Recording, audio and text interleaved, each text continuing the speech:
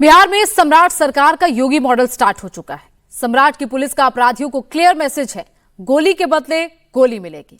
लेकिन पटना के रविश उर्फ बिसिया ने बिहार पुलिस को चैलेंज दिया। पटना बंटी यादव का अपहरण कर हत्या कर दी। पटना पुलिस ने 5 ही दिन में बिसिया का इलाज कर दिया। सम्राट फोर्स ने 24वां एनकाउंटर कर दिया है।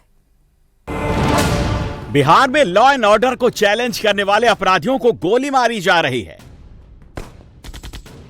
बिहार की सम्राट सरकार अपराधियों का योगी मॉडल से इलाज कर रही है। बिहार में अपराध करने वालों का अब हाफ एनकाउंटर हो रहा है।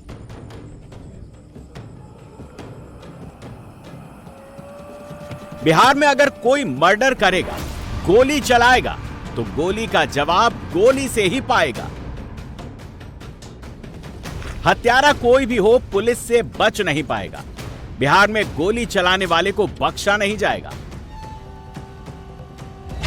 ये रवीश उर्फ बिसिया पटना जंक्शन से सरेआम इसने बंटी यादव का अपहरण किया और उसकी बेरहमी से हत्या भी कर दी। अब सम्राट चौधरी की पुलिस ने इसका हाफ एनकाउंटर कर दिया है। मुख्यमंत्री सम्राट चौधरी ने बिहार में यूपी वाला मॉडल लागू कर दिया है। बंटी यादव की हत्या के बाद से रवीश लगातार फरार चल रहा था। रवीश उर्फ बिसिया की गिरफ्तारी के लिए पटना पुलिस लगातार छापेमारी कर रही थी। इसके बाद पटना पुलिस ने बिसिया की लोकेशन ट्रेस की और उसे पकड़ने के लिए जाल बिछाया। जैसे ही पुलिस को सूचना मिली कि रवीश एलएनटी घाट होते हुए पटना जा रहा है, पुलिस ने तुरंत अपना जाल बिछाया और पुलिस टीम जैसे ही उस इलाके में पहुंची, तभी आरोपी रवीश उर्फ बिसिया ने पुलिस पर फायरिंग शुरू कर दी। फायरिंग के दौरान एक गोली कोतवाली थाना की सरकारी गाड़ी की बोनेट पर लगी। हालांकि गाड़ी में मौजूद एसएचओ समेत अन्य पुलिसकर्मी बाल बाल बच गए। इसके बाद पुलिस ने आत्मरक्षा में जवाबी कार्रवाई की, जिसमें आरोपी रवीश के पैर में गोली लगी। पटना में गंगा नदी के किनारे इसी इलाके में पुलिस के साथ रवीश की मुठभेड़ हुई। रवीश की तलाश पुलिस को थी बंटी हत्याकांड मामले में। ये नेपाल भाग गया था। पुलिस को जानकारी मिली कि नदी के रास्ते ये वापस पटना लौटा है। लगातार पुलिस छापेमारी कर रही थी। पुलिस को जानकारी मिली कि यहाँ जेपी गंगा पथ के इस इलाके में रवीश छिपा हुआ है। पुलिस यहाँ पर अपने दल बल के साथ यहाँ पहुंची और यहीं पर रवीश उर्फ बिसिया के साथ आमना सामना हुआ पुलिस का। पुलिस को देखते ही रवीश ने गोली चला दी। गाड़ी के बोनट पर गोली लगी। उसमें एसएचओ भी बैठे हुए थे, हालांकि वो बाल बाल बच गए। फिर जवाब में पुलिस ने भी गोली चलाई जो रवीश के दाहिने पैर में लगी और ठीक यही वो जगह है जहां पर मुठभेड़ हुई है। यहाँ पर देखिए जो खून के निशान अभी भी नजर आ रहे हैं। ठीक इसी जगह पर रवीश को गोली लगी। उसे पीएमसीएच अस्पताल में भर्ती कराया गया है। इस पूरे हत्याकांड मामले में अब तक 5 लोगों की गिरफ्तारी की गई थी। कई अन्य लोग भी इसमें अभी शामिल हैं, उनकी तलाश की जा रही है। और लेकिन रवीश जो है वो मुख्य अभियुक्त था। इसके खिलाफ हत्या, लूट और शराब तस्करी के कई मामले लंबित हैं और पुलिस का कहना है कि वर्चस्व की लड़ाई का ये नतीजा है। बदमाश रवीश उर्फ बिसिया पर लूट मर्डर के कई संगीन केस पहले से दर्ज हैं। आपको बता दें 6 जुलाई को बंटी यादव की किडनैपिंग सामने आई थी। 11 जुलाई को बंटी यादव का शव बरामद हुआ। इस पूरे मामले में रवीश उर्फ बिसिया मुख्य आरोपी था। वारदात के बाद से फरार था। पुलिस को सूचना मिली कि जेपी गंगा पथ इलाके में बदमाश छिपा है, जिसके बाद जाल बिछाया गया। उस जाल में पटना का मौजूदा मोस्ट वांटेड फंस गया। हाफ एनकाउंटर के बाद फॉरेंसिक एक्सपर्ट की टीम भी मौके पर जांच करने पहुंची। स्पॉट से देसी कट्टा, कारतूस, खोखा, मोबाइल फोन बरामद किया गया। रवीश उर्फ बीसी का पुराना आपराधिक रिकॉर्ड रहा है। बंटी यादव की किडनैपिंग, हत्या के अलावा रवीश पर पहले से ही कई केस दर्ज हैं।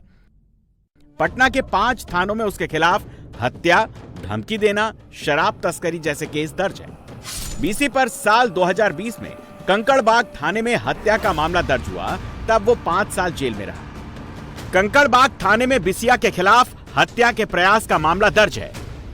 जक्कनपुर थाने में शराब पीने और धमकी देने के मामले में जेल जा चुका है। बहादुरपुर थाने से शराब तस्करी के मामले में जेल गया।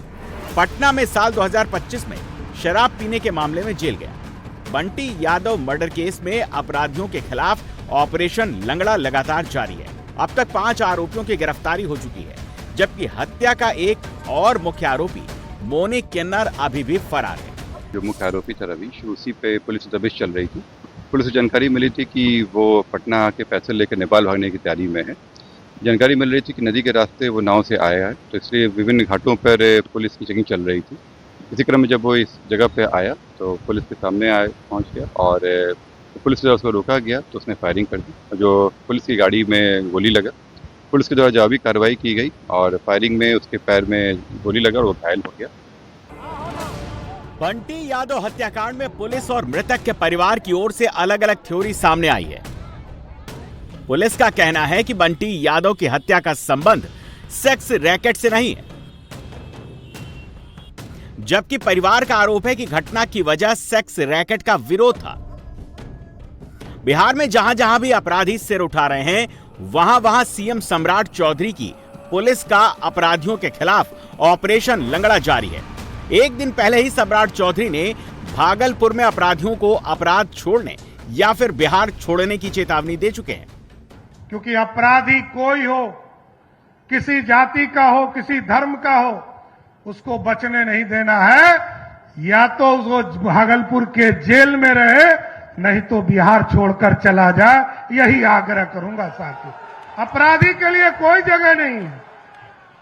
अपराधी कोई हो, अपराध जब तक करेगा तब तक सुशासन स्थापित नहीं हो सकता है। अपराधी किसी वर्ग का हो, और अब तो सब तरह के अपराध को जांच हम लोग कर रहे हैं। अब तो साइबर अपराध भी एक बड़ा अपराध है। एटीएम से पैसा निकाल लेता है, फेसबुक पर दूसरे को गाली देता है। ये सारे चीजों को चिन्हित किया जा रहा है।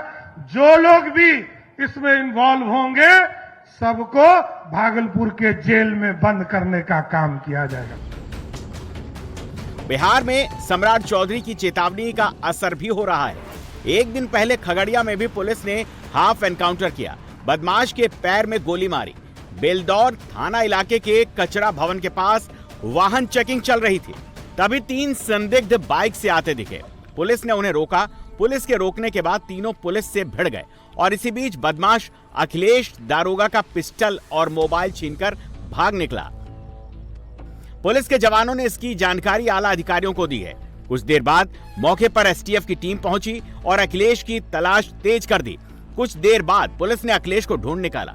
पुलिस ने अखिलेश को सरेंडर करने के लिए कहा, लेकिन वो नहीं माना। जैसे ही एसटीएफ की टीम अखिलेश की तरफ बढ़ रही थी, वो फायरिंग करने लगा। पुलिस ने भी जवाबी कार्रवाई की और गोली चलाई। एक गोली अखिलेश के पैर में लगी और वो जमीन पर गिर पड़ा। बिहार में सम्राट चौधरी की सरकार आने के बाद अब तक 24 अपराधियों के फुल और हाफ एनकाउंटर किए जा चुके हैं। 16 जुलाई पटना में बंटी यादव के हत्यारे रवीश उर्फ बीसी का हाफ एनकाउंटर। 15 जुलाई खगड़िया में पुलिस ने अपराधी अखिलेश कुमार के पैर में गोली मारी। 13 जुलाई वैशाली में डबल मर्डर केस में फरार चल रहे जगदीश राय का हाफ एनकाउंटर। 11 जुलाई बांका में डबल मर्डर केस में फरार चल रहे सचिन सिंह को पुलिस ने पैर में गोली मारी। 3 जुलाई सीतामढ़ी में पुलिस ने अपराधी फैकन के पैर में गोली मारी। 5 साथियों को गिरफ्तार किया। 17 जून आरा में पुलिस मुठभेड़ में भरत तिवारी को गोली लगी, इलाज के दौरान मौत। 17 जून मुजफ्फरपुर में कुख्यात के पैर में पुलिस ने गोली मारी। 16 जून गोपालगंज में यूपी के शराब तस्कर किशन कुमार को पुलिस ने पैर में गोली मारी। 16 जून 48 लाख की ज्वेलरी लूट मामले में पुलिस ने 2 अपराधियों को पैर में गोली मारी। 12 जून पटना में थानेदार और एएसआई को गोली मारने वाला अपराधी मोहम्मद हैदर एनकाउंटर में ढेर। बिहार में सम्राट सरकार का ऑपरेशन लंगड़ा जारी है। सम्राट चौधरी के कमान संभालने के बाद से ही लगातार अपराधियों को ये चेतावनी दी जा रही है कि वो या तो अपराध छोड़ दें या फिर बिहार छोड़ दें। सम्राट चौधरी ने एक बार फिर कहा है कि अपराधी किसी भी कीमत पर बख्शे नहीं जाएंगे। पुलिस को खुली छूट दी गई है और यही कारण है कि सम्राट चौधरी की सरकार बनने के बाद से अब तक 24 इनकाउंटर हो चुके हैं। कई हाफ इनकाउंटर हुए हैं तो कई जगह अपराधियों को गोली भी लगी है। आज जो इनकाउंटर हुआ है पटना में, बंटी यादव की हत्याकांड के मुख्य अभियुक्त रवीश को गोली लगी है पैर में, और इसके ठीक पहले 15 जुलाई को खगड़िया में पुलिस ने अखिलेश कुमार के पैर में गोली मारी। फिर 13 जुलाई को वैशाली में डबल मर्डर केस में फरार चल रहे जगदीश राय को पुलिस ने पैर में गोली मारी। बांका में डबल मर्डर केस में 11 जुलाई को सचिन सिंह को पुलिस ने मारी। इसके पहले सीतामढ़ी में, आरा में, मुजफ्फरपुर में, गोपालगंज में लगातार अपराधी पुलिस के निशाने पर हैं और लगातार मुठभेड़ के जरिए पुलिस अपराधियों को साफ तौर पर यह संदेश दे रही है कि बिहार में अपराधियों की खैर नहीं है। उन्हें हर हाल में यहाँ बिहार छोड़ना होगा या फिर अपराध छोड़ना होगा। लगातार इस तरह की खबरें हर 1-2 दिन के अंतराल पर किसी न किसी जिले से आती है, जिसमें ये जानकारी दी जाती है कि अपराधी के पैर में गोली लगी है। और ऐसी कई तस्वीरें आ रही हैं जिसमें अपराधी लंगड़ाते हुए या फिर अस्पताल में इलाज करते हुए नजर आ रहे हैं और इसलिए इसे ऑपरेशन लंगड़ा का नाम दिया जा रहा है। बिहार पुलिस के ऑपरेशन लंगड़ा पर भाजपा के मंत्री मिथिलेश तिवारी ने कहा कि अपराधियों को लंगड़ा करना ही पड़ेगा, क्योंकि अपराधी यदि अपने पैर पर खड़े हो गए तो फिर राज्य का अपने पैर पर खड़ा होना मुश्किल हो जाएगा। उन्होंने सख्त लहजे में चेताया। तिवारी ने कहा कि अपराधी सुधर जाएं, नहीं तो अंजाम भुगतने के लिए तैयार रहें। हमारी सरकार में माननीय मुख्यमंत्री जी का सीधा संकल्प है, अपराधियों की खैर नहीं। जो अपराध करेगा उसे भोगना पड़ेगा। और सीधी सीधी चेतावनी है, अपराध जगत के लिए बिहार में कोई स्थान नहीं है।